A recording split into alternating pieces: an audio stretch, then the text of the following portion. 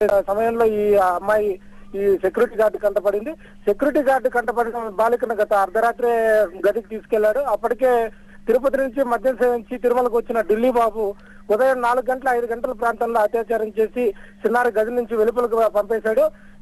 అప్పటికి తీవ్ర రక్తస్రావమైన 14 సంవత్సరాల ఈ చిన్నారి ఏడుస్తూ రోడ్డుపై రక్తస్రావంతో తిరుగుతున్న సమయంలో అక్కడే పనిచేస్తున్న మురగా అనే కానిస్టేబుల్ ఈ అమ్మాయి వెంటనే అశ్విని హాస్పిటల్ తరలించడం జరిగింది. ఈ అశ్విని హాస్పిటల్లో ప్రాథమిక చికిత్స అందించిన అమ్మాయిని విచారించడంతో ఆ అమ్మాయి తెలిసి తెలియని తమిళంలో మాట్లాడుతుండడంతో ఢిల్లీ బాబు అనే వ్యక్తి తనని ఈ విధంగా చేశాడనేసి అక్కడ చెప్పడంతో మొత్తం ఏటీసీ తన గది దగ్గరికి వెళ్లి ఈ మురగా అనే కానిస్టేబుల్ అతని అదుపులోకి తీసుకునేసి తిరుమల 2 టౌన్ పోలీసులకు అప్పగించారు. అప్పటికే మద్యం సేవించి చాలా దారుణంగా ఈ చిన్నారిపై ఇది తమిళనాడు చెందిన బాలికపై ప్రవర్తించాడు. ఢిల్లీ బాబు గత అర్ధరాత్రి నుంచి లైంగికంగా వేధించి తీవ్ర ఇబ్బందులు తను కొట్టాడని కన్నీటి పర్యంతం అవుతుంది.